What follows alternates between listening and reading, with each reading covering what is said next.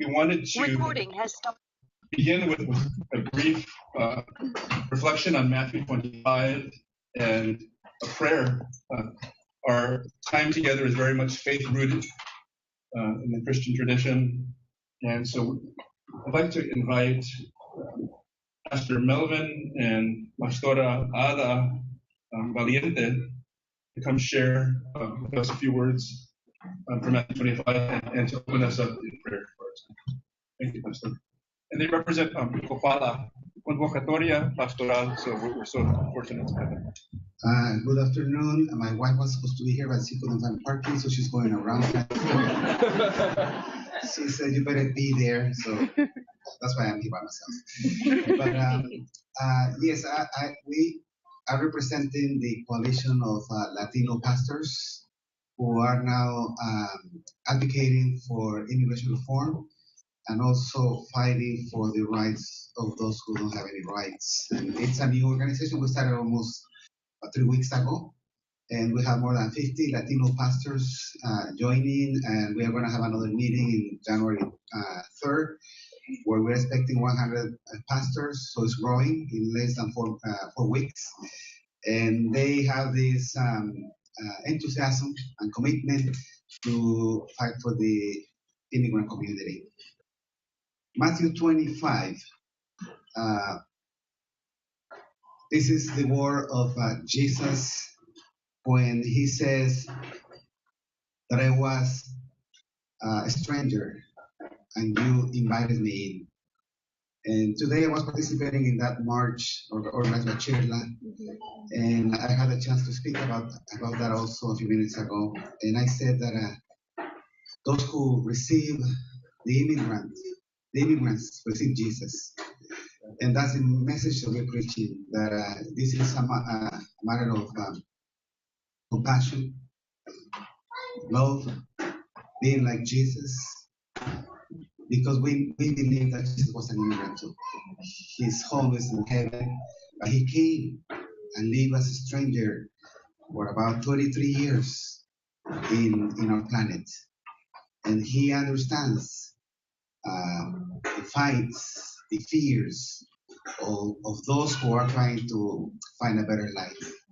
And I myself am an immigrant. I came from Guatemala in 1981. I was 21 years old, and I fled my country because of the war. In 1981-82, there was a war in Central America. I was a student organizer, and myself, I was persecuted. I almost got killed in Guatemala, and I had to leave my country. Even though I love my country, but I had to come. But when I came here, and people received me with open arms, and I made this my country also. I became a U.S. citizen in 1991, I believe that was the time. And since that time, I really became a part of this country, and I love this country a lot. My son was born here. I met my wife here. And as a matter of fact, I have lived more of my years in the United States than in Guatemala. Because when I came from Guatemala, I was 20 years old. Right now I am more than 50. And I don't want to say it specifically. But I think I even forgot about it.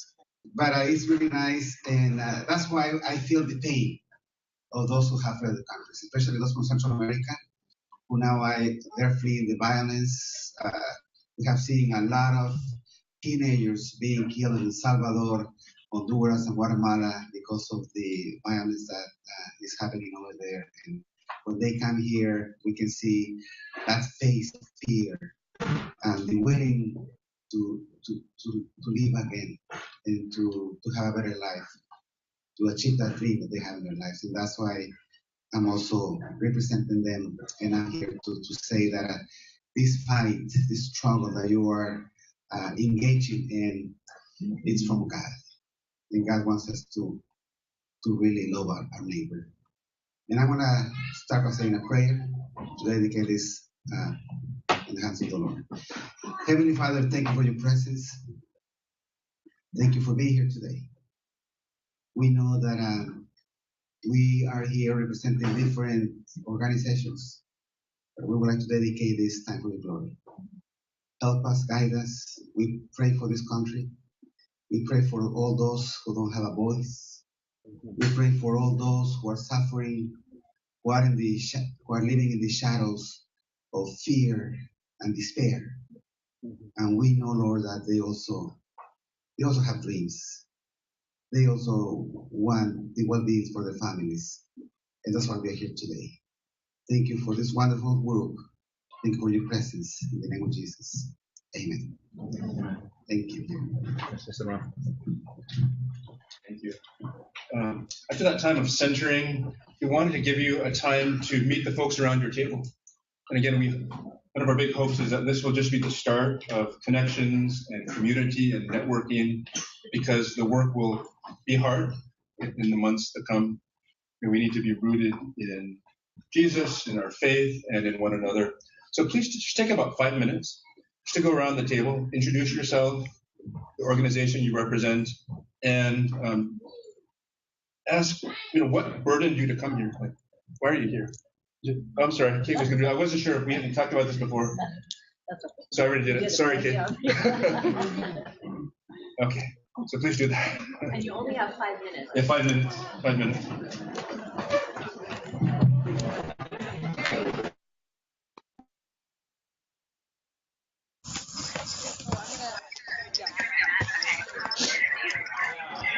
Hi everyone, I just unmuted everybody. Or I'm trying to. So unless you've muted yourself, you should be off of mute. So we can just discuss this as our group if you're interested. Oh, I have to go to my settings to Vanessa, this is Catherine. I'm just going to listen. I'm about to hit the road in 2 minutes. That sounds good. Thanks.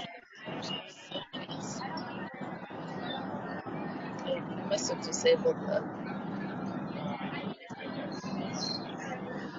So, yeah, maybe we could just do a quick round of introductions, your name, where you're at, and why you wanted to participate in this meeting today.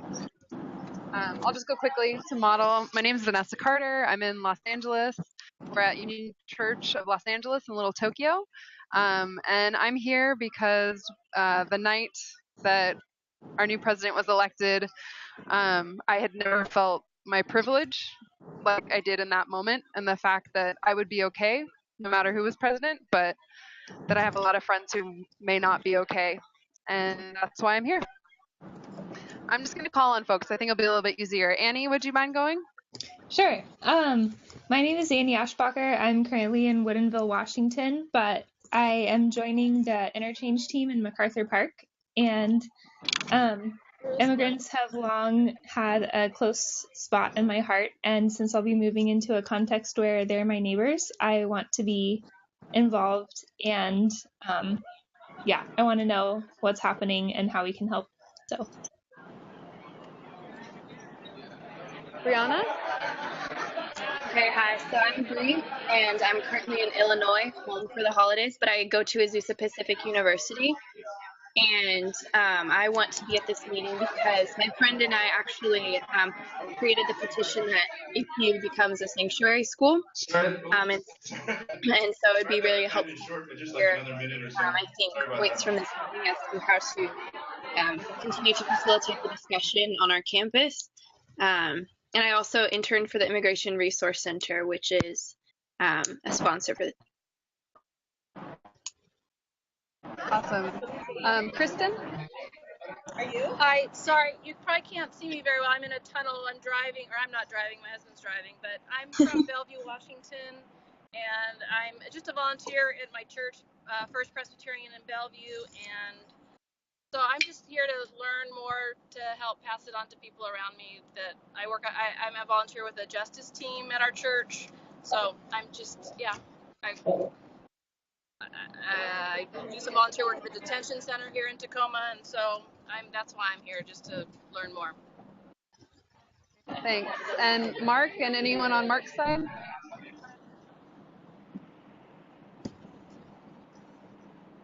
Actually, they're pulling us back together. But Mark, if you want to mention who's with you and why you're here, maybe on chat. Time together. So we can have everyone wrap it up, and we'll. Oh, it turns out he's setting up for church. Okay, I just saw his chat message. Okay. So we have the privilege of hearing from Jonathan Funk, who is a staff attorney at the. We have the privilege of hearing from Jonathan Funk, who is a staff attorney at the Immigration Resource Center of the San Gabriel Valley. Immigration Resource Center of the San Gabriel Valley, or the IRC. The IRC is one of the very few faith-rooted nonprofit immigration law service providers in Southern California. And so Jonathan's going to share with us for a few minutes about kind of some of the legal climate and kind of the basic Know Your Rights presentation. Thank you so much, Robert. So I'm really excited to be here, and I want to thank you all for coming here. The amount of energy in this room and the diversity in just the geographic areas, the faces here today is really encouraging. I just wanted to share a little bit, very briefly, kind of an overview of the state of the law right now and what we can do practically to react to it. It's going to be really short. I think Alexia is going to cover a lot of similar points over her presentation, so I'm going to keep it very minimal. Basically, I've been asked a lot of times since the election what is actually going to happen to immigration law, and the short answer is we don't know and nobody else does. And this is a new state of affairs in, I think, American politics, but we do have a lot of proposals that are coming out by different advisors to the new administration, and some of them are pretty aggressive and frightening for some people. So, a lot of things you have already heard about: increased deportations. Press conference a couple weeks ago about focusing on deporting criminals. When we hear that, we are not sure what that means because that's already the current policy. And there's been figures thrown around like deporting 3 million people.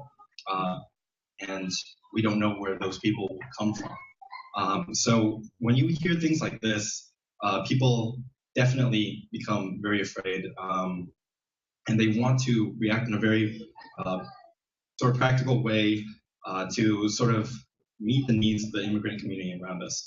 So one of the other things that we have seen actual movement on is in DACA. One of the campaign promises that President-elect Trump promised to carry out was to remove all illegal executive actions that Obama did, including the Deferred Action for Childhood Arrivals program, which is mainly for people who have arrived in the U.S. as children who are students and have no criminal background whatsoever. So people who are deeply integrated into our communities right now. And we are seeing movement already on that in Congress, where a senator from South Carolina, Lindsey Graham, has already proposed an act to cover this demographic. So that's very positive, Republican senator. At the same time, we know that this is not very popular overall, that there will be a lot of work to get it passed even in the Senate, and that it's extremely unpopular in the House because that was the same group of people who wanted to shut down the federal government in exchange, for stopping Obama's actions to expand this program in the first place.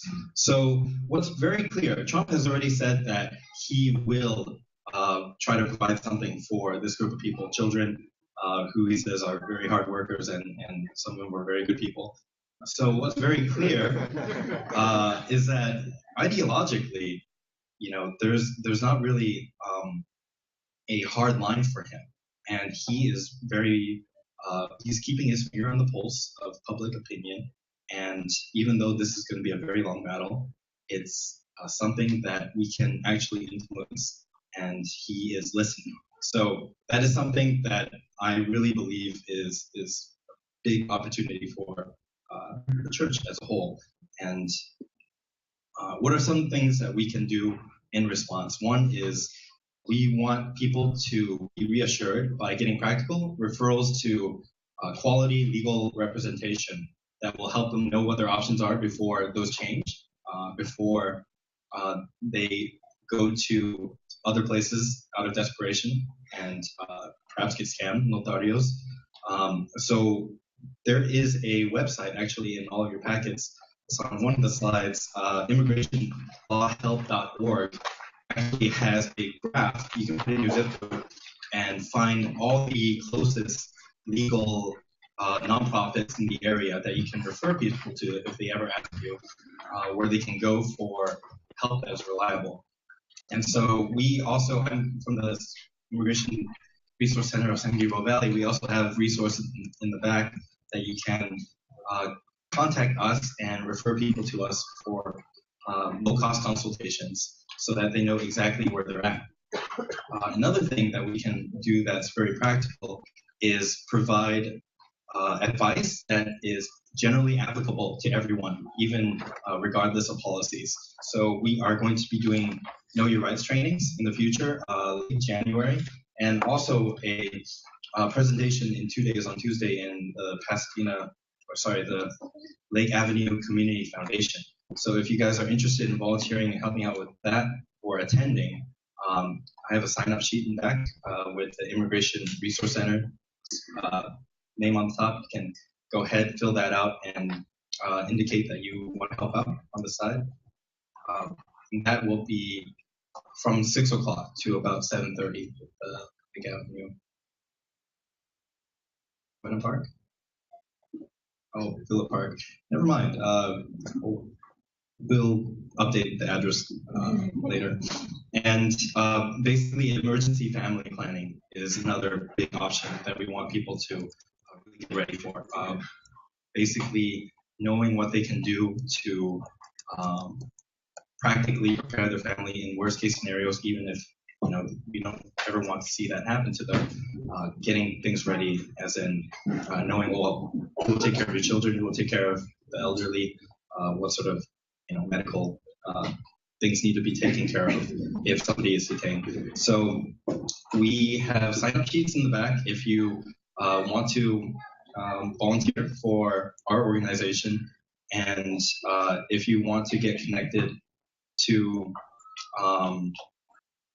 our future Know Your Rights training in late January, you can go ahead and write that down. We'll contact you afterwards. So thank you all, and hope to see you all again soon in the future. Thank you, Joe.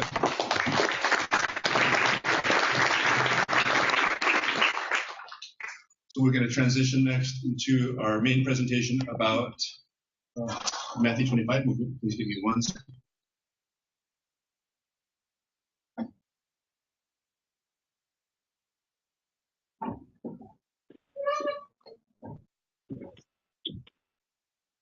So please join me in welcoming Reverend Alexis Salvatierra.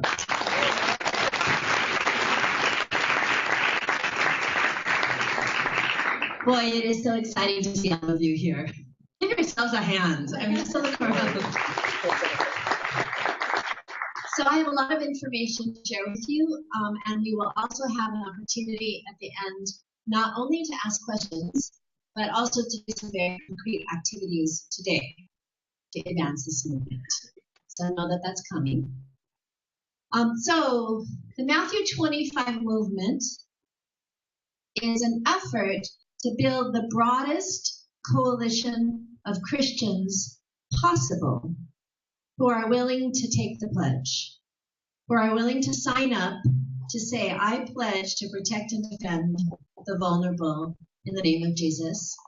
My prayer is 1 million people. I've never dreamed that big before. It's not impossible, amen? Of course, Matthew 25 is more than a pledge. It's also a way, or a set of ways, for people to concretely build networks for protection and defense of vulnerable people in local areas. And I really hope and believe that Southern California can be a model for the country in how to do this. And that's why I'm so excited about everyone being here. Fine. So why do we need go ahead and watch something else, but keep this on because to do it later. Promises that Mr. has made, him and his team, and we're going to get into a little more detail on that. There are a number of people who voted for him who are good brothers and sisters who in Christ, who are saying, well, he doesn't really mean it. He's not really going to do any of those things, particularly because he has said different things at different times. However, if we look at who he's appointing for the departments that really determine what happens to vulnerable people, Jeff Sessions and Mad Dog Kelly are people who, from all of their history, personal history, are likely to carry out the worst of the promises that he has made. So we have to take that seriously. My grandmother taught me to hope for the best and prepare for the worst. And that's what we need to do. And that's what we need to tell our brothers and sisters who are saying, don't worry about it, it'll be fine. We need to tell them, join us in hoping for the best and praying for the best and preparing for the worst. So there are actually three groups that those of us who are leading this at a national level believe are in most danger right now. Not only immigrants, also young people of color, and also potentially the Muslim community. But today, in this time together, we're going to focus on immigrants. You heard Jonathan talk about DACA, the fact that Mr. Trump's team has promised that one of their first actions on day one will be to revoke DACA.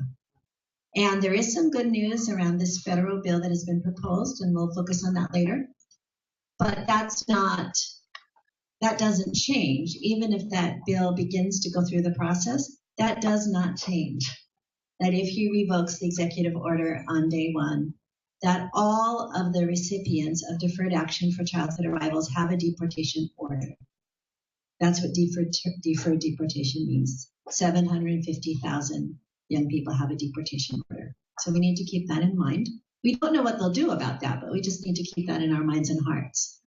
Secondly, Jonathan mentioned mentioned this figure of 3 million criminals that they intend to deport. The best estimates that we can create is that there are roughly 800,000 undocumented people in the country with a criminal record. So how does he get to 3 million? Well, one of the members of his team said that is including people that are arrested but not convicted of a crime.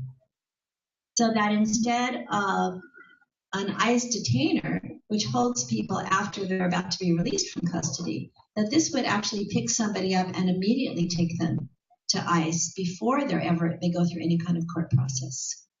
So we're looking at that potential danger. Sensitive zones. Right now there's a policy at ICE, a national policy, that names churches, hospitals, schools as sensitive zones where ICE will not go without a judicial warrant. A judicial warrant is specific for someone who's committed a serious crime. We have heard from the members of Mr. Trump's team that they're going to get rid of that. Maybe not on the first day, maybe on the second day, but very shortly. We also have a policy that covers the process of individuals and families applying for deferred deportation. And by the time you leave today, you'll understand more about exactly what that is. But we have a national policy that they are also planning to get rid of on the first day. So people who would have been eligible for deferred deportation as individuals or families, people who've been here a long time, have citizen children, etc., on a national level, we would lose that criteria. Central American newcomers never fit into the criteria for deferred deportation. Their relief comes from, if they have any relief, if they can stay in this country, it comes from asylum. What the Trump team has said is that they're going to stop what's called catch and release. Catch and release means that when the people who are fleeing here from Central America are picked up, most of them are either children and youth or the mothers with smaller children, that those folks go to detention. Initially, they go into detention centers, but then larger and larger numbers of them have been released, which allows them, if they have electronic ankle bracelets, allows them to go out and find lawyers, allows them to get support, sometimes allows them to raise money for lawyers, because our government does not provide lawyers free of charge to asylum seekers. So if no more catch and release means that when those young people arrive in this country, that they will be kept in detention. They will not be allowed to leave until they are deported. So that's another group that is in danger right now. And lastly, President-elect Trump has said that he's going to penalize sanctuary cities. Sanctuary cities are cities that in some way do not collaborate with ICE detainers. ICE detainers are where ICE requests, and ICE is Immigrations and Customs Enforcement, or La Migra in Spanish, that ICE requests that a local law enforcement body hold on to people that when they're ready to leave custody, so that ICE can come and get them if they're likely to be undocumented. That's an ICE detainer policy. What President-elect Trump has said is that any city or county or state that has an ICE detainer policy is going to be penalized by withholding federal funds.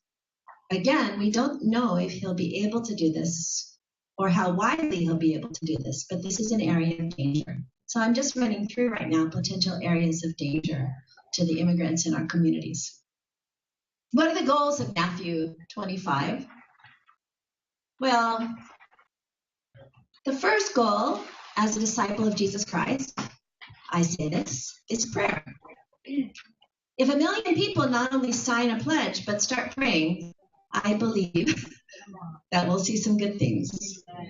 So that's number one, that the prayer will raise consciousness and give hope as well, because we have a lot of immigrants out there who are feeling very hopeless. And so moving into prayer has real power. It also raises consciousness and brings hope. Secondly, we want to communicate a message. First of all, to public decision makers. When I was young, Jim Wallace at Sojourners started something called the Witness for Peace. It was a pledge that if President Reagan at the time invaded Nicaragua, that there would be Christians in every single office of any congressional politician in the country, and that we wouldn't leave. So that was the promise. 80,000 people signed it. And even though we know now, looking back at records, that President Reagan had every intention of invading Nicaragua, he didn't. So this can communicate, if we really have 1 million Christians across the partisan divide sign on to this pledge, we actually may be able to stop some of the dangers that I listed just by that reality. We have had that experience before. So it's a message to public decision makers. Secondly, it's a message to the little ones. I don't know how y'all feel about it, but I think our witness was damaged, seriously damaged in this last election. The witness to the people that are the little ones, that are vulnerable, that feel like nobody cared about them. And so I really feel like it's critically important that the church stand up and say, no, we stand with the vulnerable. It's also, if we do this, this is a message to the larger evangelical church. It's a reminder and a call. We also want to make sure not only to get the message across that we will stand with the vulnerable, but also to get the messages across of the stories of people who are most vulnerable. Because that's what people need to understand in order to do something different than they've been doing. So we do have, on a national level, we have a Facebook page that just says Matthew 25 Movement. That Facebook page is for the purpose of posting stories. I want to say that again, Matthew 25 Movement. There's a Facebook page that is only for the purpose of posting stories. If you know a story that you want to get it out, please put it up, post it up there. If you can do it in a film clip, even better, but we don't want people to do that if it makes them feel exposed in ways that are dangerous to them. So, figure out what makes most sense for you, but we're trying to collect as many stories as possible. I got a call from the New York Times the other day. They want stories. We said, we'll have some for you. So 1, 2, 3, prayer, message. Number 4 is a network that we may need to make good on our promise of national actions. And if we do, we have a signal committee that's formed nationally that is going to call for them. So if you're part of the Matthew 25 network, you will find out about opportunities for national action. We're also in the middle of building a national website that will have an interactive map. So wherever there are allies, whether they are legal services allies, whether they are sanctuary networks, any kind of allies that are out there, anywhere in the country will be up on the map. So we're trying to create that kind of network as well. And then those are all the goals sort of on an air level. On a ground level, we would really like to create locally what we're likely to lose federally. So how can we create effective local networks to protect and defend vulnerable immigrants in our midst? And that's what I'm going to spend most of the time on today, training you in. I'm just right now giving you an overview. We can create a local safety net around detainer policies. We can create a local safety net around agreements with our local ICE office. We can work with all of the undocumented immigrants who may be eligible for deferred deportation. We can work with them on the ground in our local ministries and churches to prepare deferred deportation packets, and we can advocate for them through a deferred deportation process. Don't worry if you don't understand the details. I'm going into each of these in detail. I'm just giving you an overview right now. When we're dealing with folks who are coming from Central America, who would not be eligible for deferred deportation because they've arrived too recently, I want to talk about how we make sure that they can submit asylum applications.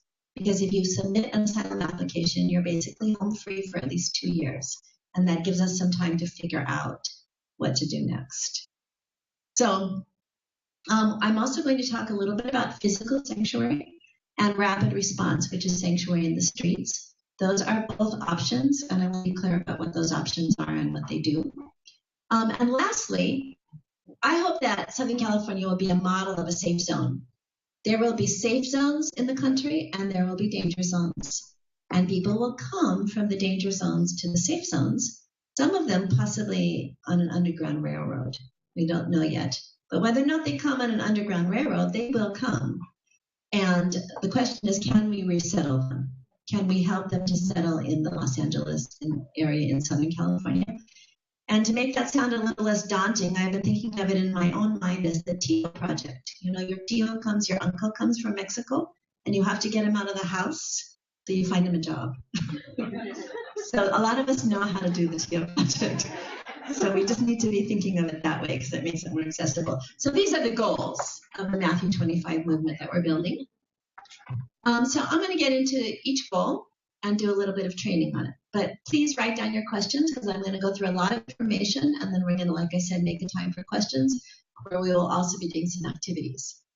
So as you heard from Pastor Valiente, the core message here is, I was a stranger and you welcomed me. I was in prison and you visited me. Those are the words of our Lord. I love Hebrews 13, 1-3 also because it talks about mutual care among the brothers and sisters. And of course, many people who are most vulnerable are our brothers and sisters in Christ. I need to name that and own that. Secondly, it says, don't neglect to show hospitality to strangers because by doing so, you may welcome angels without knowing it. And the third verse says, remember those in prison as if we were in prison. Those who are mistreated as if we were mistreated. So just that we have that as a spiritual banner at the heart of our message. So we actually have a place that you can, we are asking you to put the Matthew 25 pledge on your website. If you have access to a website, the only way we're going to get to 1 million people is that every church, every ministry puts it on their own website and gathers your own signatures. And then you can just let us know on a national level how many people you have. That way it can move much more quickly. So we are really asking you to do that and to invite other people to do that. The simple sentence, the one sentence. If you want to sign up on a national site, faithrootedorganizing.net has a sign-up page along with various resources. But we are also creating a Matthew 25 movement Southern California page, and that allows everybody here to stay networked. It's all the same. My urging is if you're in Southern California, what is it called again, Robert? What is the page that you guys set up? Matthew 25 Movement SoCal. Okay, Matthew 25 Movement SoCal. Please sign the pledge on Matthew 25 Movement SoCal and encourage people to do that. And if you get the pledge happening in your own context, let Matthew 25 Movement SoCal know on an ongoing basis how many people are signed up. Post written stories, photos, or video clips at Matthew 25 Movement. Engage your church in prayer, education, and discernment. And I have 3 websites underneath there that give you information that you can use for educating your church. So the Evangelical Immigration Table has a wealth of resources. Every question you might want to ask about immigration from an evangelical perspective. Huge amounts, including films. Interfaithimmigration.org is a similar resource, but for more progressive and interfaith communities. And then sanctuarynotdeportation.org is the New Sanctuary Movement. The New Sanctuary Movement is a movement right now in 15 cities that will probably be in 30 cities by the end of January. When we started it back in 2006, it was 37 cities, but we expect it within the next 5 or 6 months to be maybe 30, 40, 50 cities. We do have one in Los Angeles, and a sanctuary movement is about churches being used as physical sanctuary for people facing deportation. So I'm going to talk a little bit more in detail about that. But sanctuarynotdeportation.org has all the resources nationally for what that's like, how to do it, what the problems are, how to overcome them, all of that. And then, of course, we're asking you to invite others so we can try to reach 1 million before the inauguration. Are all things possible with God? All things are possible. We work hard enough, we may get there. Okay, now I'm going to move to this question of protection. JC, can you bring me that newspaper? Because this has some stuff from today. So the Sanctuary Coalition in Southern California started in 2007. It hasn't been actively taking families into congregations for a long time, but the current management, it was under CLU, Clergy and Laity United for Economic Justice. CLU now has something called the UCARE Coalition, which is basically committed to coordinating sanctuary activities as well as other kinds of activities that have to do with sacred resistance. Is Rabbi Klein here? Anywhere? No. But Heidi's part of it. Just raise your hand if people have questions about it. But UCARE has made a commitment to coordinating the partnership with the city and the county. So that's an interfaith coalition that is working with the city and the county that the Matthew 25 movement in Southern California can partner with on the policies that have to do with city and county policies and how we support our leaders in their advocacy for good policies. So let me explain a little bit more about where we are with that. I actually have a slide coming up. When we get to that, I'll explain a little more. The only thing I want to add right now about that is that we're not just talking about city and county policies. And when I said that our leaders, our elected representatives are overwhelmingly in support of the protection of immigrants in California. That's a great blessing, more than anywhere else in the country, even New York. So the question is not how do we get them to support immigrants, it's how do we support them? Because they're going to be under tremendous pressure to not do that. So on a city and county level, there are a number of activities that have already been going on and will continue to go on that the UCARE Coalition is coordinating our participation in. So a little later, there will be an opportunity to sign up. That's what you're signing up for if you're signing up for advocacy, is to be part of that, so that you get information about all the different activities and where they are and how you can be part of them. At the same time, we have actually 5 bills that have been submitted at a state level. Each of them are really potentially powerful in protecting immigrants. Just to let you know what they are, a really lovely little list came out in the paper today, so that's what I'm reading from. Kevin De Leon, who is the speaker, is also our local guy. He's East LA and downtown LA, and he's introduced a measure that would bar state and local resources from being used to aid federal immigration officials in deportations. Any state and local resources. That's intense, right? I know I want to clap too. He's not here, but he needs support, right? All of this is going to be hard. Easy to say, hard to do, hard to maintain. That's SB 54. SB 30, introduced by Ricardo Lara of Bell Gardens. Many of you are in Bell Gardens. It would stymie the construction of a wall along the California-Mexico border. And SB 31 would prohibit the state from sharing information to a federally compiled registry of Muslims in the United States. SB 6 by Senator Ben Hueso of San Diego would provide funding for legal services for those in deportation proceedings. And AB 5 by Assemblyman Rob Bonita of Oakland would fund immigration law training for public defenders. It's a lot of really good stuff being proposed at the state level. Again, that's being proposed. That means it takes a wave of support to actually achieve it, but it's all being proposed. On a federal level, as Jonathan mentioned, we have new pending legislation coming out of the Senate, nothing in the House, coming out of 2 Republican senators and 2 Democratic senators. One of them is Dianne Feinstein, who's our senator, one of the 2 Democratic senators. So there's 2 Republicans, one of them from Arizona and the other one, Lindsey Graham from South Carolina, who is a true brother in Christ, and 2 Democrats. So we need to support that. It doesn't have very good chances, but it's something that we need to do because it's possible. The activity that you'll be doing at the end while we're asking questions is something that we've come up with called Continue Christmas Cards. And it relates back to how we support our local legislators, but it also relates back to a very important piece of work that we as the church are particularly important in carrying forward. Every ICE office in the country has prosecutorial discretion. What that means is that they can decide, the field office director can say, even though this person by the law should be deported, I'm going to defer their deportation.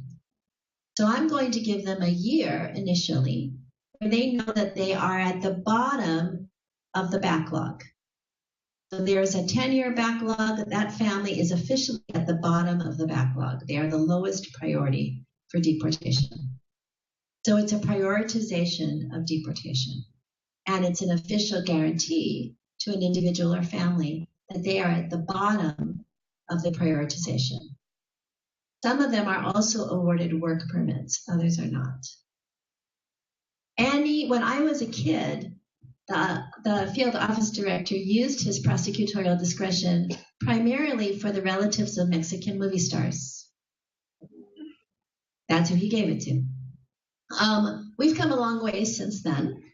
In 2007, we negotiated with our local field office director something very similar to what we were able to gain nationally. That it was a set of criteria for deferred deportation that was standardized, that we achieved in the Morton Memo in 2010 and has been strengthened since then.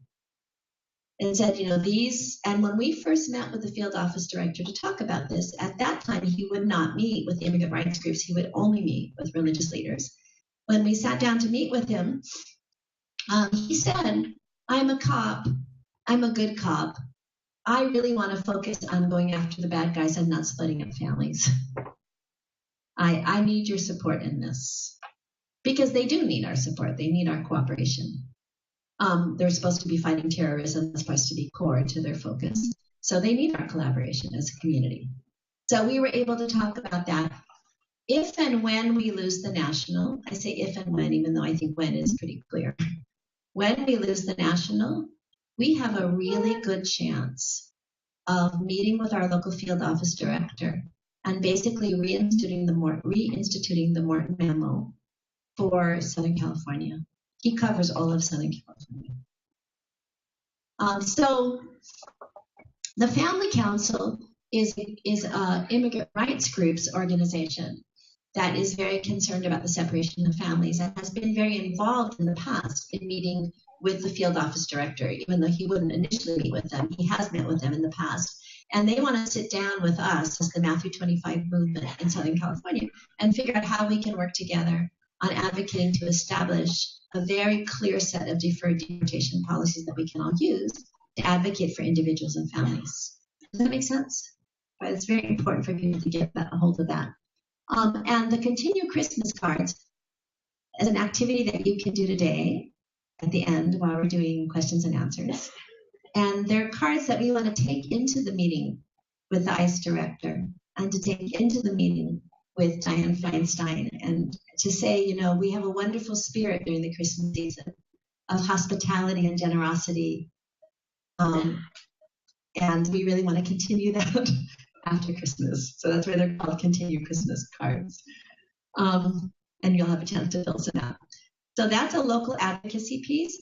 Local protection, once we are assured that we have a solid deferred deportation policy and process in Southern California, every congregation in Southern California, every church, should know how to help people fill out their deferred deportation packets. Every single one. You'll be able to sign up to receive a packet in your email at the end of this. But I'm also going to take you through what a solid deferred deportation policy looks like. So you'll have a picture of what kind of packet needs to be filled out. So everybody should have their packets ready. And everybody should also know how, as a congregation, you can walk people through the process. Because we have the Sanctuary Movement nationally and the network in Los Angeles, specifically in Southern California, we have walked people through this process successfully multiple times. Somebody can apply without churches walking them through the process, but you're a lot more likely to succeed if we do. So everyone should know that. We're also going to talk about, you cannot help somebody fill out an asylum application. But we can talk to you about resources of how you help someone get to someone who can help them fill out an asylum application. That makes sense? So the way that I'm doing this presentation, I'm giving you an overview that just goes down to another level of detail and then goes down to another level of detail. So I'm going to go back to each of these areas now in detail because it's a lot of complicated information. So I hope it's not confusing. So let's talk about fighting ICE detainers.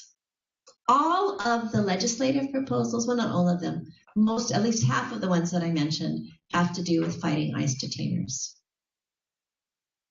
ICE detainers are requests to have an individual held for transfer to deportation proceedings directly from local custody. ICE detainers have been ruled unconstitutional and illegal by multiple federal courts around the country. Most recently, the Northern District of Illinois, which invalidated all detainers out of the Chicago ICE field office.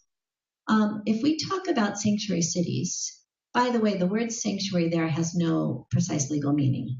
But what most of the cities are referring to is a policy that in some way stops ICE detainers. All different levels of some way, all different strengths of policies.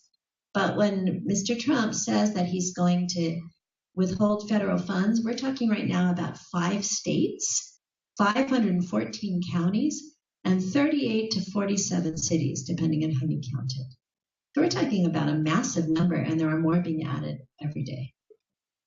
Now, Jill Shook sent many of us an article in the Pasadena Star today that talks about the way in which going against ICE detainers doesn't stop all collaboration with ICE. Different cities and counties have other ways of collaborating with ICE. They're just not the same. They're not as egregious as an ICE detainer. So, for example, at a minimum, if somebody has committed a serious crime, that person, the information about that person, their immigration status, is often available to ICE. It doesn't mean that they turn the person over, but the information. So there's questions of what happens physically to a person, and there's also questions of what happens to the information about that person, and whether or not ICE can enter into the jail and interview them or not, and whether ICE could even go pick them up afterwards because of the information that they've gained from them. So there may be multiple ways that cities and counties partner with ICE and with the Border Patrol, even if they don't allow ICE detainers. I just want everybody to be clear about that. It doesn't mean all the problems are solved. That's why Kevin De Leon's bill is so powerful, because he's saying no federal, city, or county resources for collaboration with us. It's really much broader and more sweeping than the current protections. With me so far, is it making sense?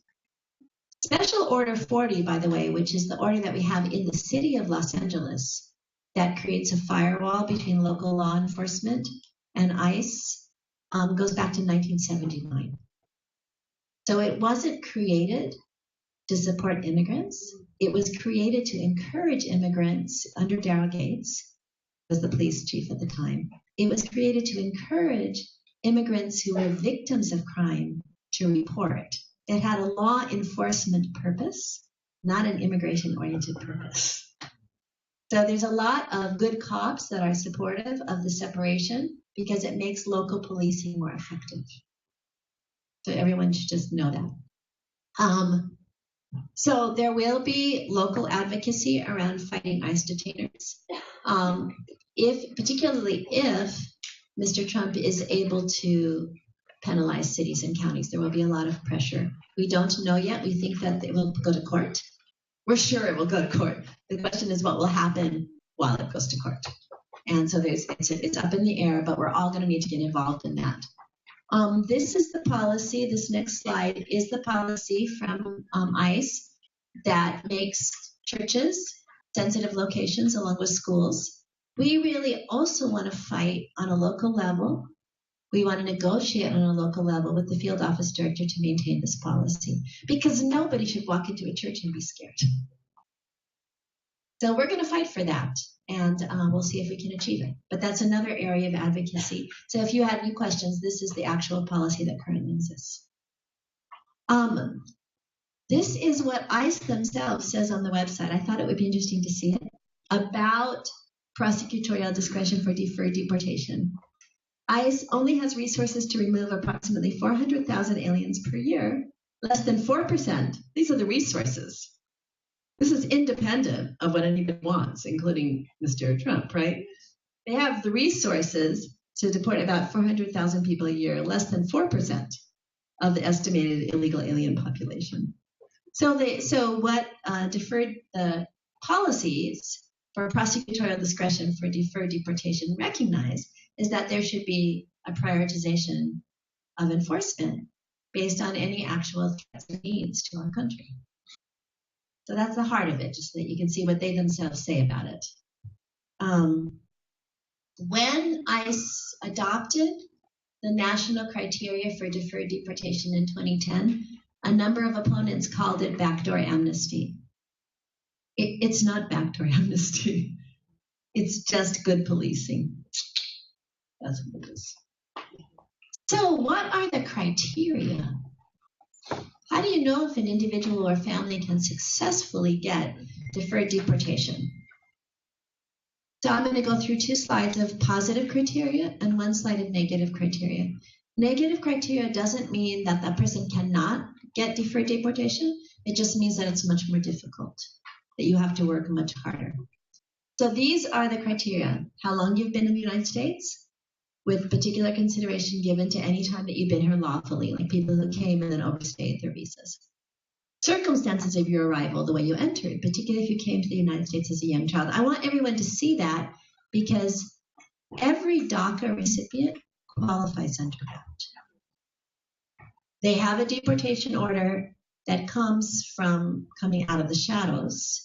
They all have deferred deportation as a group, but losing it as a group doesn't mean that we can't fight for it individually, because they all qualify. Your age, with particular consideration given to minors and the elderly. Your pursuit of education in the United States. Whether you or your immediate relative has served in the U.S. military. Your relatives count as well, not just you. Your ties and contributions to the community. Okay, this one, focus. Your ties and contributions to the community, including successful work history and involvement with religious groups or community groups or other charitable work. We need to be writing letters, certificates, detailing how vulnerable immigrants are contributing to our churches and to our ministries. Make those certificates as beautiful and thorough as you can, right? And letters of recommendation, as many as possible. It really makes a difference. Your family ties, with particular consideration given to a U.S. citizen or permanent resident.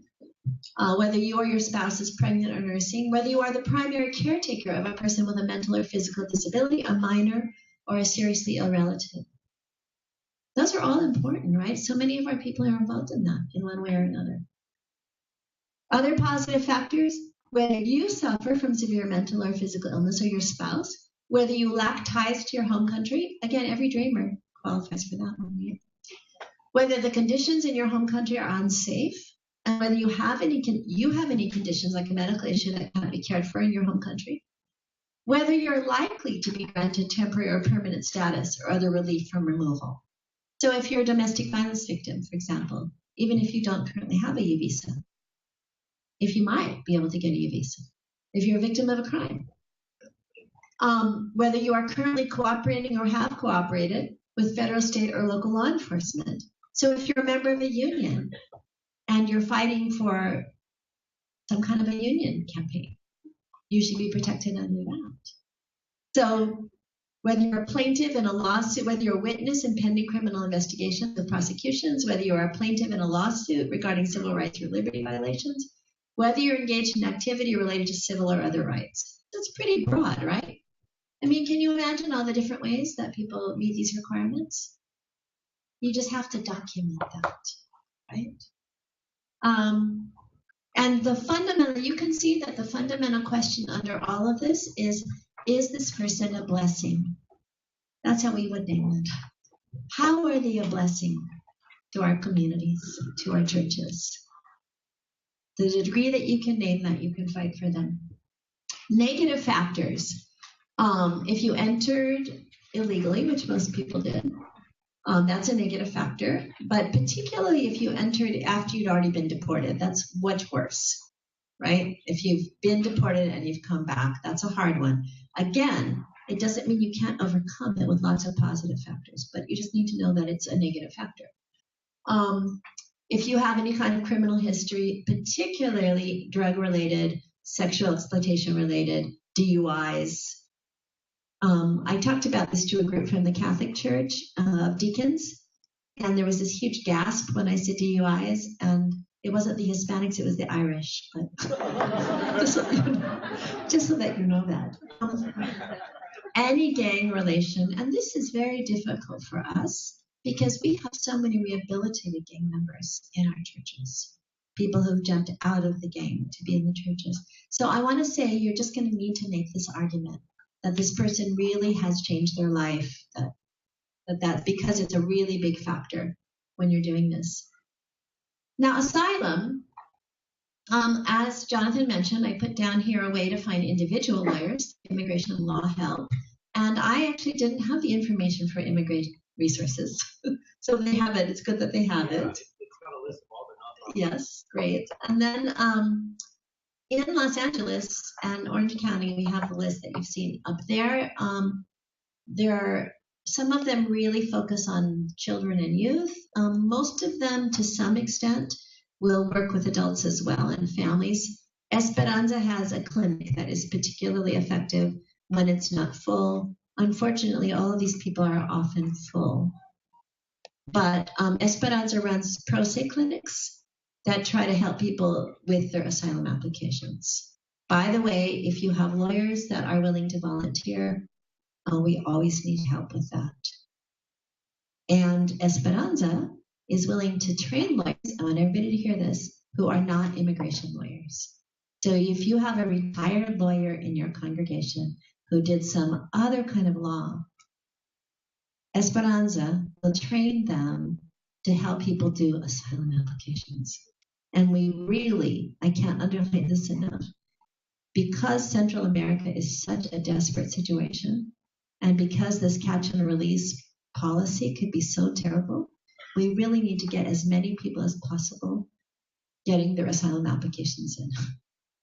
So we need as many volunteer lawyers as we possibly can. We'll do this. Now I want to say something about sanctuary. As soon as this all started coming down, I can't count the number of people who called me and said, we want to do sanctuary. We want people sleeping in our church. We want to put our bodies between the buses and the people. All of those are wonderful from the heart responses. My question with people always is, and then what?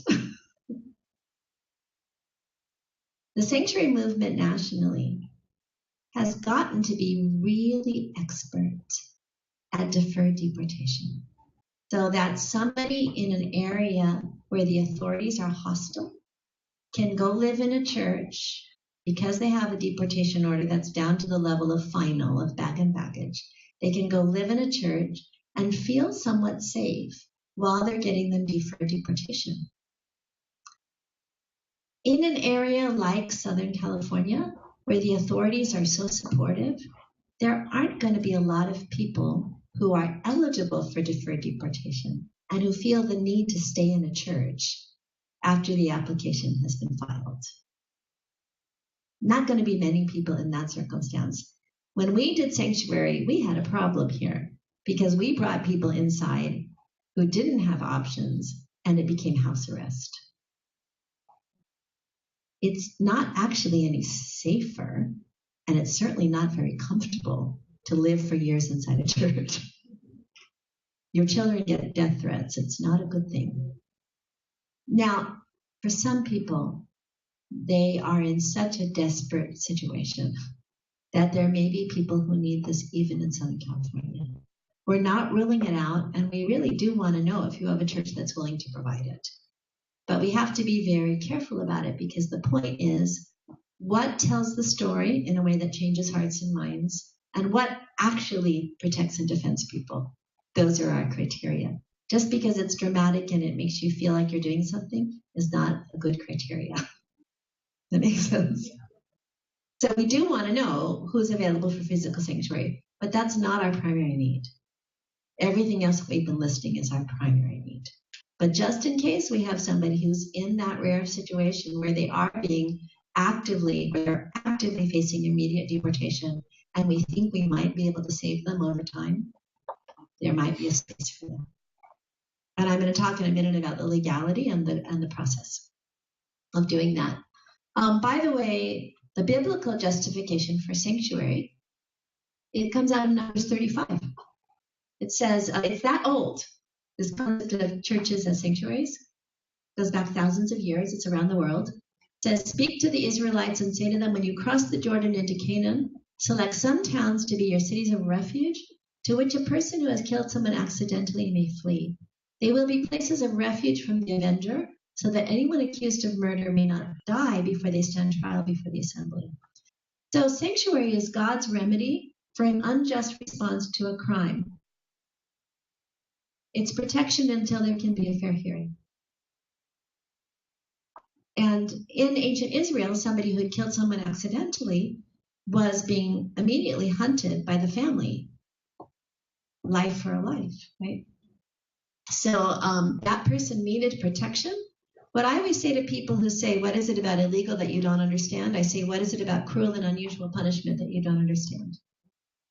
That's what sanctuary is about. Sanctuary is saying that our immigration laws for a number of people add up to cruel and unusual punishment. And I can give a whole workshop on that if you want, but we don't have so good job that we don't have time. But just wanted people to understand that that's the heart of what sanctuary is about. Is it says we're going to stand with this family and protect them because under the current system they cannot get a fair hearing. So we're going to protect them and advocate for them. Sanctuary is also a secular concept.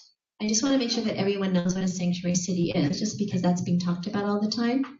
And Santa Ana just declared themselves to be a sanctuary city. Very wonderful. Very sweet, but it doesn't have actually any ordinance connected to it yet. So who knows what it means? But this is what it means sooner or later, is that they've adopted a policy of protecting undocumented immigrants by not prosecuting them solely for violating federal immigration laws in the country in which they are now living illegally. So that's the heart of it, just so that you understand what it means. The Central American Sanctuary Movement was the first major sanctuary movement in this country. unless you count the Underground Railroad as sanctuary, which some people did, but not generally, against slavery. And I'm not going to take the time right now to go into detail about that movement. If people have questions, I can explain. I want to say that my daughter exists because her father got sanctuary, was in sanctuary. I have a daughter because of that. Melvin is here because of that. We won. That movement changed our asylum laws. It also, 500 churches participated around the country, including churches in Los Angeles. And we stopped funding the Central American governments, and peace resulted right after that. So people should know that we've done it before and it was successful. It was very different than the current one.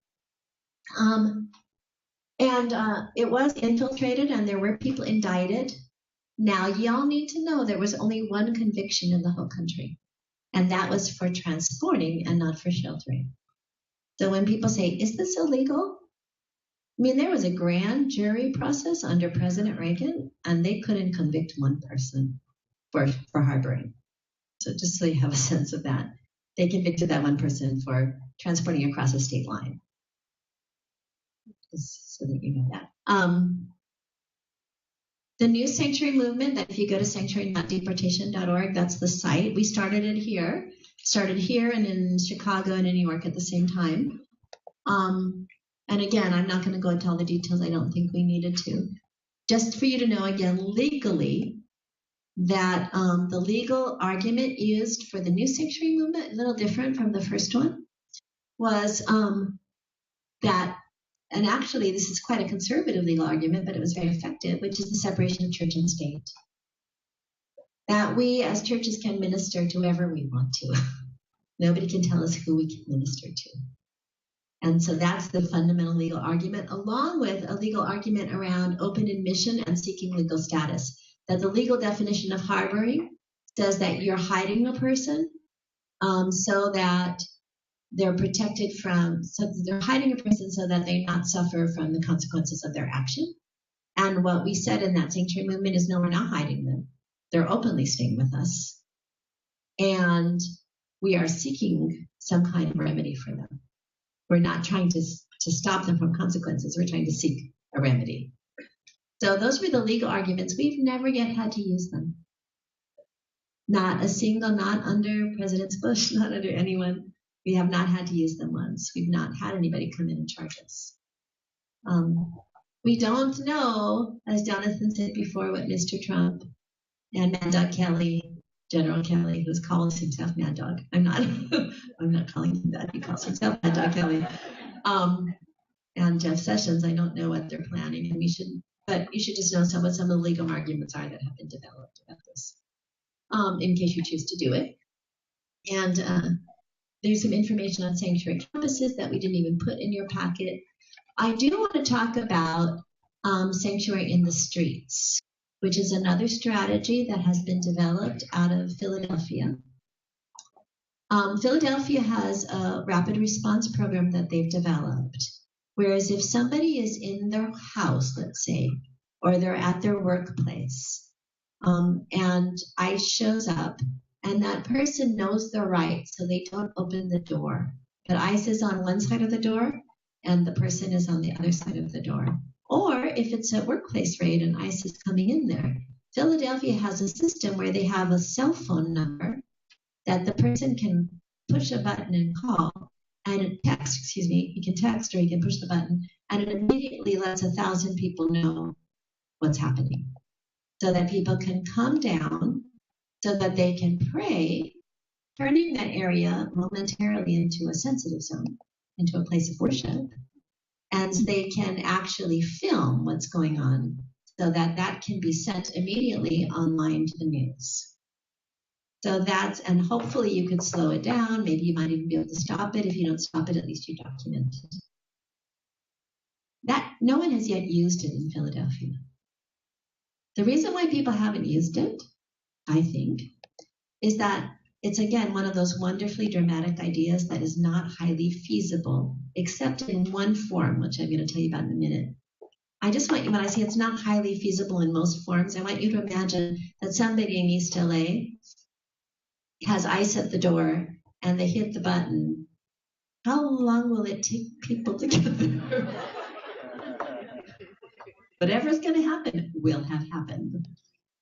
So what Erica came up with, a brilliant idea made for Southern California, which I don't have the time personally to organize, so this will be on you for your neighborhoods, because it's a neighborhood vision of Sanctuary in the Streets. That if a couple churches in the same neighborhood, maybe an immigrant and non-immigrant church in partnership, decide that they want to be Sanctuary in the Streets for a 5-mile radius, that is feasible. You could totally do that. So if that comes up at your table, that's a useful strategy for protection and defense. But it would need to come up at your table. It would need local people to handle it.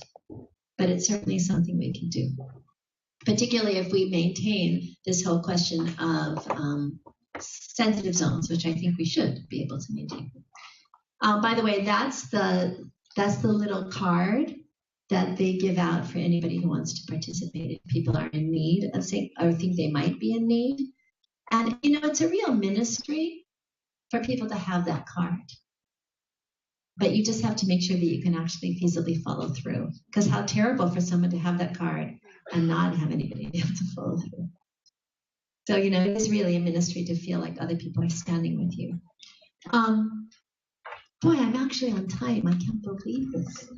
So cool.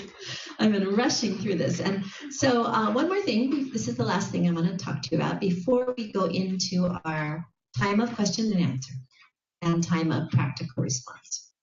So we're giving you a variety of ways to sign up here. Because after you sign up, this tells us that we can follow up with you. So these are your options. You can do as many of them as you want, obviously. Prayer doesn't just mean that you're going to pray about it today. We're assuming that you're praying about it today. This means that you make an ongoing commitment to serious prayer. This is not I'm going to do this. I'm going to pray every day about this. I'm going to make it part of my prayer life. So if you're making that kind of prayer commitment, please check it off so that we know we have this kind of network of prayer warriors.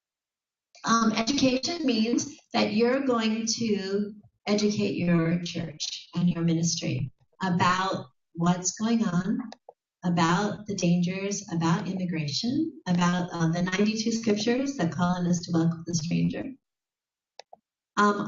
We have resource people who can come and help you. So if you click off education, we will get back to you and say, what do you need? You have a lot of different people that can come out to your church. There's a lot of different, but I also give you those websites that have physical resources. So my mama used to always say, call if you actually need me, not if you don't, because there were a bunch of us in the house. So if you actually need help with education, we'll help you. But we just gave you a bunch of resources. So are you going to educate your congregation or your ministry? And if so, it'd be really helpful for us to know who that is, right? That's why we have affiliation. Affiliation doesn't mean you represent officially your congregation. It means that this is who you're connected with. So if you're going to educate, this is who you're going to educate. Personal pledge, that means you're going to sign it. We know that you're going to sign it either on the national or on the local, you're going to sign it. Pledge on website means you're going to put it on your website, right? What your website is that you're going to try to put it on. You might not be able to achieve it. Continue Christmas. What we're going to do when we go into question and answer in a couple of minutes is you should have the cards. Do people have the cards, Erica? Yes. There's a card for Dianne Feinstein to encourage her with the Bridge Act nationally. And there is a card for the field office, actually for the chief counsel of the field office. We didn't have the field office director's name, but we have the chief counsel's name. It's the card for them. These are these Continue Christmas. I want to say something about advocacy, which is that it's always better if you add anything on the bottom. Anything personal makes it much more powerful. Anything at all. A scripture verse, your prayer for that person. Anything at all. We do have a sheet, a sign-up sheet there for people that want advocacy training. I do biblically based advocacy training. I do faith-rooted organizing training. Very happy to do that free of charge for anybody who needs some support. There's the sign-up sheet. Someone's holding it up there. So if you want advocacy training, please sign up for it. If you feel comfortable, you already know how to do it, good. We don't need to train you unless you want to be trained. But the model that I teach is specifically as a Christian, how do you minister? How do you minister to your legislative leaders effectively? So continue Christmas, if you check that off, it doesn't mean that you're just filling it out now. It means that you're going to go back to your church or your ministry and get as many people to fill it out as possible so that when we go in to see Dianne Feinstein's office, which we're going to try to do in January, when we go in to see the field office director, which we're going to try to do in January, we carry as many cards with us as possible. So if you check that box, that's what that means. You're going to go back, you're going to get these signed in whatever your network or ministry or church is. If you want to be apprised of ongoing opportunities for advocacy, and those we do with the larger UCare Coalition, but I like to think that we bring, I like to ensure that we bring our unique gifts as the church to the larger coalition that we participate in. So we're in the world of the world. We're bringing our unique gifts to a larger coalition. So anyhow, that larger coalition is going to know about all the state advocacy, all the county advocacy, all the city advocacy, all the visits. If you're willing to be part of that, you check that box, and we'll make sure that you get all the information about opportunities. Those will be opportunities for visits. Those will also be opportunities for calls, for faxes, for social media, all kinds of things that we might need along the lines of how do we support these good policies and help them to resist the pressure. If your church needs some help in how to fill out deferred deportation packets, if you want a copy of the packet sent to you, number one, and if you might need some help in figuring out how to fill it out, or figuring out how to help people fill it out. I used to have it in Spanish. I don't currently have it. It disappeared from my computer, but I'm sure we can get it in Spanish. We will make them available in Spanish to anyone who wants them. But if you want it sent to you, English, Spanish, if you want help, mark the DD packets.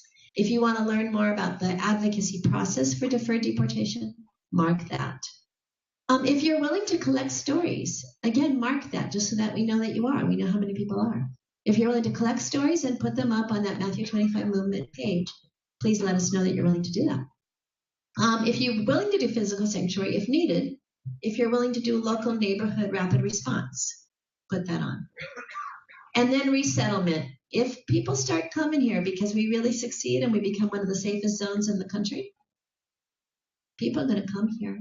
Who is willing to help them resettle, to minister to them, to pastor them, to try to help them find jobs and housing, everything else they're going to need?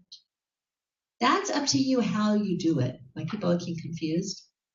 We don't have refugee resettlement funds. It's just whatever you're willing to try to do, right, out of your church. And then if you have another idea of something you want to do, that says other. So what we're going to do right now, we're going to open up for questions and answers. And we have about 15 minutes. But while we're doing this, please fill out your cards. Okay. Why don't you have cards? Yes, the green card. You should have both. You should have the cards. These are the little postcards. And then you should have green cards that are the sign-up cards. Who does not have a green sign-up card? Okay, if I can make an announcement about that real quick. Yeah. So we didn't make enough. But there are some extras that are scattered. And this is a real, there are some. Making copies. Perfect. Okay, so before you leave, if you don't have a copy, I'm going to ask at the end of our time, it shouldn't take them that long. At the end of our question and answer time, we'll ask again for people to raise their hands and we'll hand them out. And also, these forms are all available online. You can download and print them out and stuff. So be sure to join the Facebook Matthew 25 SoCal group, Matthew 25 Movement SoCal. And we haven't done it yet. We'll put links where you can download these forms and stuff like that. Yeah. So, but we do want to get them physically because we're going to do an analysis of it, where we are, and contact people. And really, I'm old. I like things in the hand. And then those other cards are the cards for Dianne Feinstein and for Ms. Anderson in the field office. So those are the Continue Christmas. So while we're doing questions and answers, we'll be asking you to go ahead and fill out your cards. Also, yes. please, sorry, excuse me, I'm sorry. You could fill out the cards, and there's also like a sign list, piece of paper on your table. You could do that too, so we could have all your information. So if you couldn't hear Robert, there's a sign-up sheet on the table too for people to fill out. They didn't have one at the door when they came in. There was there, but just in case, we just want to make sure that nobody escapes. Yeah. Okay. I know that was an enormous amount of information in a very short time. I just really want you to have the best thinking of the folks all over the country that are working on this. So that's what I was giving you today. And then, of course, as we are building this plane as we fly it, in case you didn't catch that already. Just some of us have been doing it for 35 years in different forms. So we know a little bit about how to do this, but it doesn't mean that there won't be new challenges and also new solutions. So we want your creativity. But we're going to keep moving forward in the meantime with the best thinking that we've done so far. And there is a national signal group being formed, which right now is covering both immigration and African American youth. So we have people on the signal committee looking at both. And the signal committee just means the committee that will call for national actions. The Christian Community Development Association is part of it, and NALEC, which is the National Association of Latino Evangelical Coalition. No, I'm wrong. It's anyhow, NALEC. And then also Sojourners, and then the Proctor Conference, and a couple other people. So just so that you know, this is National Signal Committee working on this. So questions while you're filling stuff out. Anybody have reactions or questions? Okay, I'll start over here and go around. Okay. Considering how quickly even LA County deputies were enlisted to withdraw Japanese Americans to start World War II, shouldn't we expect similar deputization of new resources into ICE? We're really different than we were. So the question was, when we had the Japanese internment, that happened very quickly, and there was a lot of resources for that. So the question was, are we expecting to see a lot of new enforcement resources pour in? Again, I have to go back to Jonathan's question, which is we don't know anything, obviously, but I think spending a lot of money is not what Republican administrations are known for, except on military, but anything can happen. We're trying to prepare for our best guess at what we think is going to happen. So we had one over here. Yes.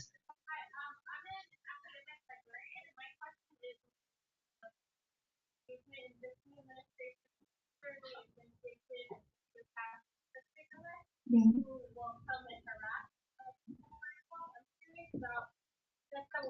Because a lot of organizing is happening here.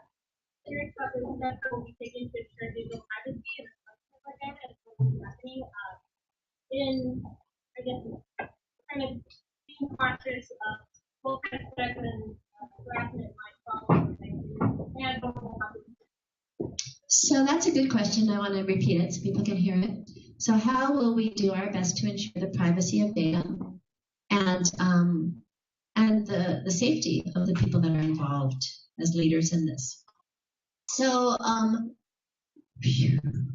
want to say that in the Sanctuary movement, that there's a woman from Auburn who is an expert on social media, and she just went through an intensive workshop on ways to guard our data. So I would like us to learn as much from her as we can. I just got the email from her about it literally today. So I haven't even looked at it, but she's suggesting certain processes that people use. Part of the nature of a movement is you can't control what everybody does. You can offer, right? So as people put it on their websites, we can offer them information about these processes. And certainly once we actually have the web page up, which will be the official, I'm just collecting data right now on our faith-rootedorganizing.net just so that people have an opportunity to begin this process. But our independent website will be up in January, and that will incorporate all of that, whatever protections are available. So that's the first thing I wanted to say. We're trying. The second thing I wanted to say is I've been in every single sanctuary movement. I was young in the first one. And in the first one, we didn't have the net, right? So we used traditional ways to keep things quiet. And how did we end up in a grand jury investigation? Because a person infiltrated who everybody trusted. I met him. I mean, he was a really nice guy, and he certainly felt like everybody else. So I just don't think safety is possible, brothers and sisters, because I think that people will infiltrate and that we won't know who they are. And so and that's happened every single time. So I think, I mean, he had a whole resume. I mean, he was one of us and they turned him. That's basically what was true. So he wasn't making up his personal history. He had been with the movement, right? So I just want to say that we'll do our best to keep safe, but that safety is not what we're promised as followers of Christ. We just need to take that seriously. Okay, I was trying to go in order around the room and then come back. So you were first and then yes. Yes. Do they have to have an active license? No, they don't. Just call. What's the question? Yeah. And our law courts also. So Heidi knows more about this than I do. The question was, when we're looking for legal volunteers, what's the criteria? My understanding from Esperanza is that she will work with anybody. If you have legal background of any sort, she will try to get you to the point where you can help with an asylum application. Yeah, so law clerks, that's a very good question. Okay, Oscar and then Monica. Yeah.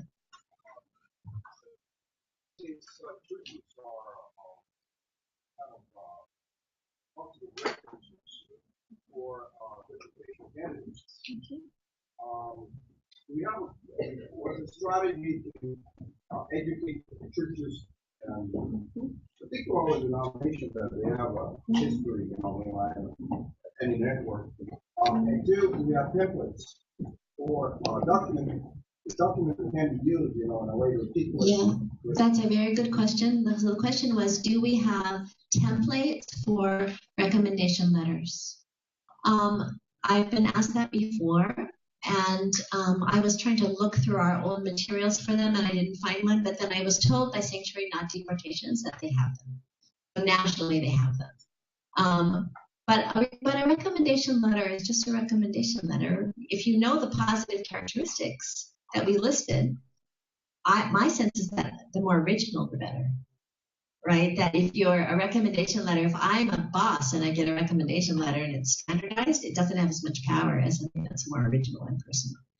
So what I'm looking for, if I'm the ICE field office director from a recommendation letter, is this person a contributing person? Is this person a blessing to your organization? The more detailed, the more heartfelt, the better. Definitely, I am willing to train anybody.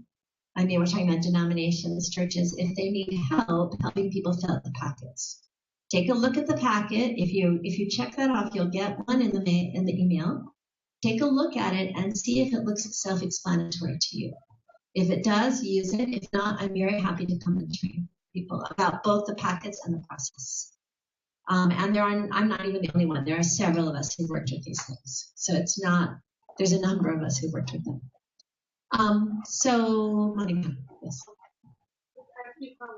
The digital organizing session, we do organize a really important point. We've been able to release a few people from ICE detention after they were taken at 4 o'clock in the morning. By 11 they were home because I let us move them. Amen. So if you want to put together digital organizing, every training, I'd be happy to help anybody. And includes core and like any kind of protection.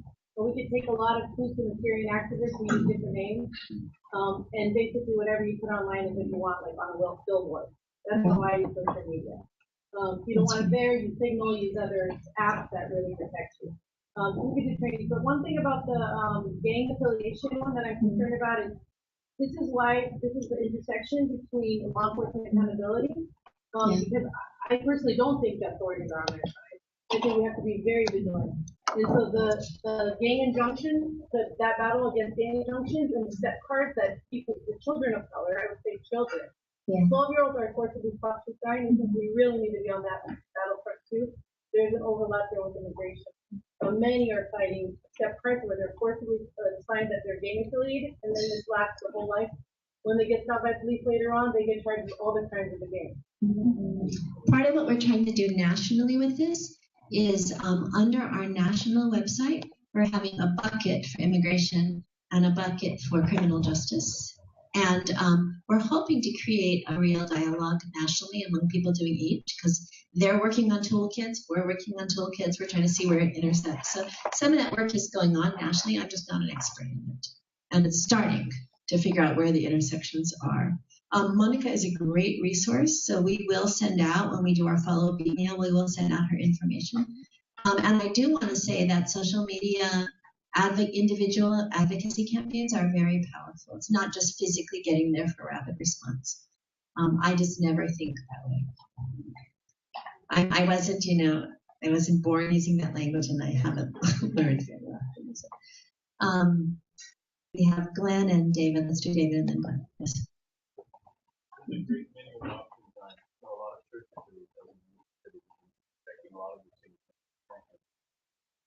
But churches that are more conscious or reluctant or concerned and may not have well-founded concerns or concerns grown out of lack of information. What kind of follow-up or training or suggestions do you have? Okay, so I listed a number of, so the question is, what about churches who are earlier in this process? Who really are divided, not sure at all, will need quite a bit of education. So I do want to say that on a national level, Kate Coyman of the Christian Reformed Church is putting together a discernment module. She hasn't finished it yet. I just checked in with her for churches at the very beginning of this process.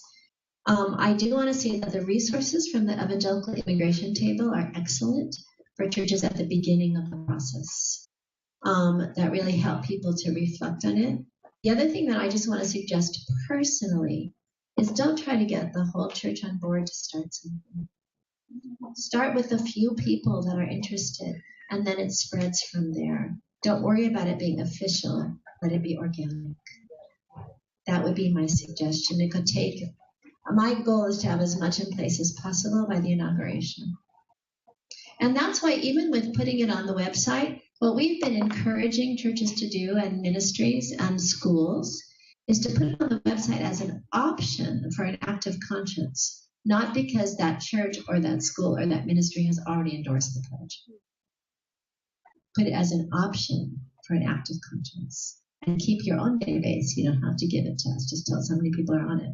So trying to just make it as easy as possible for people to participate. The second thing I'd like to say about that is wherever possible, this is one of my drums that I beat constantly, but it's because it's real. Collaboration between immigrant and non-immigrant churches. Collaboration between immigrant and non-immigrant churches creates the exchange of hope and passion. Because as immigrant churches, sometimes we don't do anything because we lack hope. And as non-immigrant churches, we lack the passion. It's when you partner that people end up. So if you're educating your church who isn't sure, please build a relationship with a church that experiences this every day, because that would be more powerful than anything you say. One last question. Glenn. I'm just going to comment on the question of are you safe or is the Do you not want to be? Yeah, let's just pause it for a second. Okay. So a group of us, as the invitation